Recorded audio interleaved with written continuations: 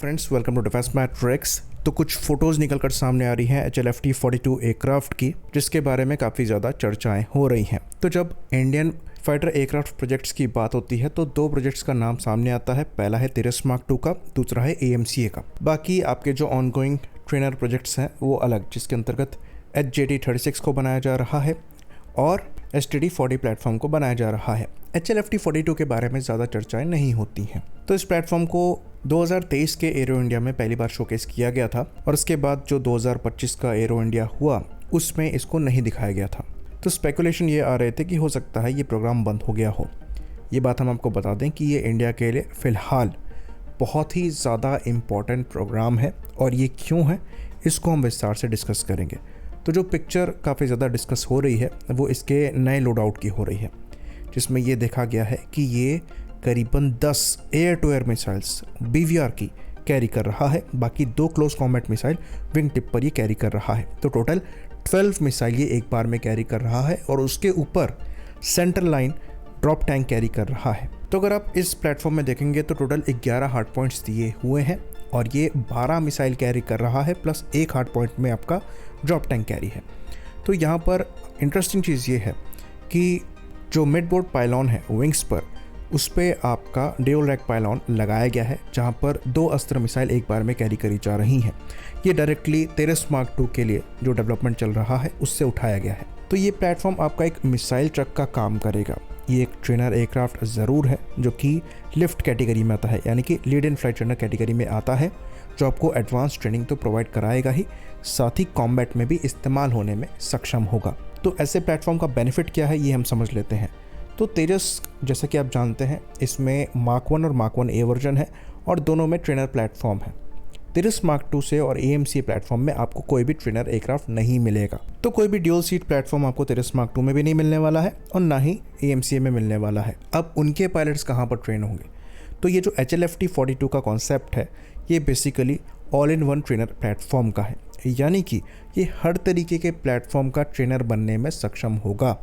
इसकी जो cockpit configuration है वो आप रिकॉन्फ़िगर कर पाएंगे अपनी ट्रेनिंग के हिसाब से। तो ये उनकी कैपेबिलिटी को मिमिक करने में भी सक्षम होगा, साथ में उनका ट्रेनर डेवलप करने में जितना आपका कॉस्ट जाता, जितना उनको ऑपरेट करने में आपका कॉस्ट जाता, उससे कम में सेम काम आपको करा कर देगा। और यहाँ पर जो फ़ायदे की बात है वो ये है कि इसके डेवलपमेंट में आपको एक्स्ट्रा R&D कॉस्ट नहीं लगाना है, क्योंकि जो तेजस मार्क 2 का और AMCA का प्रोग्राम चल रहा है उससे ही जहाँ पर कंपोनेंट्स बोरो किए जा रहे हैं। तो जैसे कि ड्यूल रैक पायलॉन हमने आपको दिखाया कि ये तेजस मार्क 2 प्रोग्राम से आया है, साथ में जो इंजन यहाँ पर इस्तेमाल किया जाएगा ये मोर और लेस सिमिलर होने वाला है, जो कि आपको तेजस मार्क 2 और AMCA में इस्तेमाल होगा। तो शुरुआत में ये GEF-414 हो सकता है, लेकिन आगे चलकर ये इंडिजिनस 110 किलोन्यूटन क्लास का इंजन होगा। साथ में रेडार भी यहाँ पर मोस्ट लाइकली शेयर किया जाएगा। तो जो इंपॉर्टेंट टेक्नोलॉजीज़ हैं वो तो तेजस मार्क 2 जैसे एडवांस प्रोजेक्ट से सीधे सीधे बोरो कर ली जाएंगी, लेकिन यहाँ पर हैवीली कॉस्ट कटिंग करी जाएगी। तो क्योंकि ये आपका फ्रंट लाइन फाइटर नहीं होगा, तो जो आपको एक्स्ट्रा सेंसर्स, डायग्नोस्टिक सिस्टम्स वगैरह चाहिए होते हैं वो इस प्लेटफॉर्म में रिक्वायर्ड नहीं होंगे। हाँ, सेफ्टी स्टैंडर्ड के साथ कोई कॉम्प्रोमाइज़ नहीं होगा क्योंकि ये ट्रेनर प्लेटफॉर्म है, पर जो इंपॉर्टेंट फीचर्स हैं वो डेफिनेटली तेजस मार्क 2 और AMCA जैसे प्रोग्राम से यहाँ पर आएंगे। तो अभी ट्रेनिंग के लिए बेसिक ट्रेनर पहले यूज़ किया जाता है, जहाँ पर STD-40 जैसा प्लेटफॉर्म आता है। फिर इंटरमीडिएट जेट ट्रेनर इस्तेमाल किया जाता है, जहाँ पर आपका HJT-36 जैसा प्लेटफॉर्म आता है जो कि डेवलपमेंट में है। और फिर एडवांस जेट ट्रेनर बनाया जाता है फाइटर पे जाने से पहले, जहाँ पर आपका हॉक मार्क 132 आता है जो हम इम्पोर्ट करते हैं, पर लोकली सस्टेन करने में सक्षम है और फिलहाल ये इस्तेमाल किया जा रहा है, जो कि फ्यूचर में HLFT-42 से रिप्लेस होगा। ऑल्दो हॉक भी आपका एक लेवल पर अटैक रोल प्ले कर सकता है, पर वो मिनिमम कैपेबिलिटी है। HLFT-42 आपका हैवी अटैक करने में सक्षम होगा और ये जो आप लोड आउट देख रहे हैं एयर टू एयर मिसाइल का, ये बहुत ही ज़्यादा ज़रूरी है। इस पर अब हम चर्चा करेंगे। तो ये चीज़ हम जानते हैं कि जो बियॉन्ड विजुअल रेंज कॉम्बैट है ये काफ़ी ज़्यादा क्रूशल पार्ट हो गया है modern air to air combat का, और जितना ज़्यादा आप air to air missile carry करेंगे वो आपके बेनिफिट में काम करेगी। तो अगर आप ऐसा प्लेटफॉर्म इस्तेमाल करते हैं जो कि ज़्यादा मिसाइल कैरी कर रहा है, लेकिन कॉस्ट कटिंग के लिए आप इसके शेपिंग और RCS पर उतना खर्चा नहीं कर रहे हैं, तो ये रडार में विजिबल होगा। वैसे भी इतनी सारी मिसाइल्स के साथ ये कहाँ ही छुप जाएगा, लेकिन कोऑपरेटिव इंगेजमेंट में ये बहुत इंपॉर्टेंट रोल प्ले करेगा। एनिमी इस प्लेटफॉर्म को देख तो ज़रूर रहा होगा, पर उसको ये अंदाज़ा नहीं होगा कि ये लॉन्ग रेंज से मिसाइल को लॉन्च करेगा और दूसरा प्लेटफॉर्म जो कि रडार में हो सकता है विजिबल ना हो, वो इन मिसाइल्स को गाइड कर रहा हो। तो फ्यूचर में AMCA ये प्लेटफॉर्म हो सकता है जो कि स्टेल्दी है, आगे रहते हुए वो HLFT-42 से मिसाइल जो फायर हो रही है उसे एनिमी तक गाइड करे और एनिमी को सरप्राइज करे।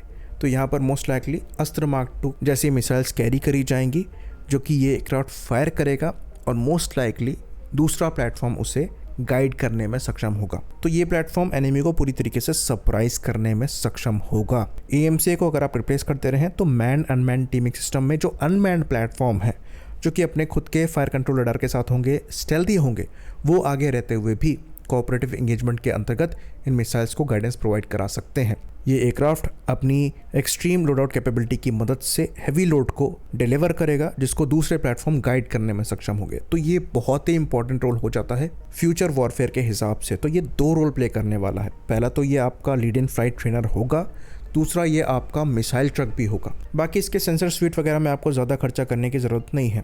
तो जो स्पेशलाइज इलेक्ट्रॉनिक वॉरफेयर स्वीट बनाना पड़ता है, फिर मिसाइल अप्रोच वार्निंग सेंसर लगाने पड़ते हैं, वो सब की रिक्वायरमेंट आपको यहाँ पर नहीं आएगी क्योंकि आप इन्हें फ्रंट लाइन पर नहीं भेजेंगे। वैसे भी इतने लोड के साथ ये बहुत ज़्यादा मनोरेबल नहीं रह जाएगा, तो इनकमिंग मिसाइल के अगेंस्ट में अपने आप को डिफेंड करने में उतना कैपेबल नहीं रहेगा, तो इनको आगे भेजा भी नहीं जाएगा। बेसिकली ये मिसाइल कैरियर का काम करेंगे। तो जो आपके दूसरे एडवांस प्लेटफॉर्म है, जैसे कि हमने बताया, जो कि बहुत ज़्यादा वेपन्स कैरी नहीं कर रहे होंगे क्योंकि वेपन कैरी करने से भी रडार क्रॉस सेक्शन बढ़ जाता है और विजिबिलिटी जल्दी हो जाती है, तो ये उनको ऐड करेगा। तो तेजस जैसे जो छोटे प्लेटफॉर्म है जो कि लिमिटेड वेपन कैरी कर पाते हैं, ये HLFT-42 की मदद से अपनी इफेक्टिवनेस को बढ़ा पाएंगे। बाकी जो क्लोज इन एयर सपोर्ट और ग्राउंड अटैक जैसे रोल्स हैं उसमें भी ये एक क्रूशल रोल प्ले कर पाएगा। स्टैंड ऑफ रेंजेस से वेपन्स को फायर करने में सक्षम होगा। यहाँ पर ये वेपन एयर टू सरफेस हो सकते हैं जैसा कि ऑपरेशन सिंदूर के दौरान इस्तेमाल किए गए हैं। तो लॉन्ग रेंज क्रूज मिसाइल्स जो हैं ये ऑपरेशन सिंदूर के दौरान हमने लॉन्च करी थी, वो भी स्टैंड ऑफ रेंजेस से, जिसकी वजह से एनिमी की फायरिंग रेंज से दूर रहते हुए हमने इफेक्टिवली प्रिसीजन स्ट्राइक्स करी थी। तो ये रोल भी इन प्लेटफॉर्म को दिया जा सकता है। डिफरेंट क्रूज मिसाइल्स को हम डेवलप कर ही रहे हैं, तो स्टैंड ऑफ रेंजेस से ये मिसाइल्स को बड़ी मात्रा में लॉन्च करने में सक्षम होंगे, तो हैवी डैमेज ये इन्फ्लिक्ट कर पाएंगे। तो ऐसे प्लेटफॉर्म का अच्छा खासा रूम और रोल दोनों एग्जिस्ट करता है, जो कि बहुत ज़्यादा एडवांस ना हो, बेसिक फीचर्स के साथ आए और ऐसी हैवी हिटिंग कर पाए।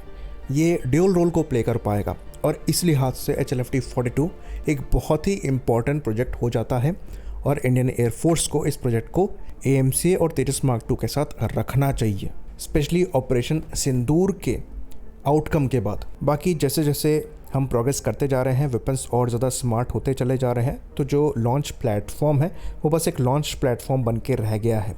वेपन्स खुद इतने कैपेबल हैं कि वो टारगेट को आइडेंटिफाई करके उसे टेक डाउन कर सकते हैं। सेम चीज़ अगर आप एडवांस प्लेटफॉर्म को यूज़ करते हुए करते हैं तो उनकी जो एडवांस कैपेबिलिटी है उनका पूरा यूटिलाइजेशन नहीं हो पाता है और उस एडवांस कैपेबिलिटी को मेंटेन करने के लिए आप कुछ कॉम्प्रोमाइज़ करते हैं। मोस्टली ये पेलोड कैपेसिटी में होता है, तो ये इशू ये प्लेटफॉर्म एड्रेस करेगा। आई होप इन्फॉर्मेशन यहाँ पर क्लियर रही हो। इसी बात पर इस वीडियो को हम ख़त्म करेंगे। लाइक करिए, सब्सक्राइब करिए। जय हिंद।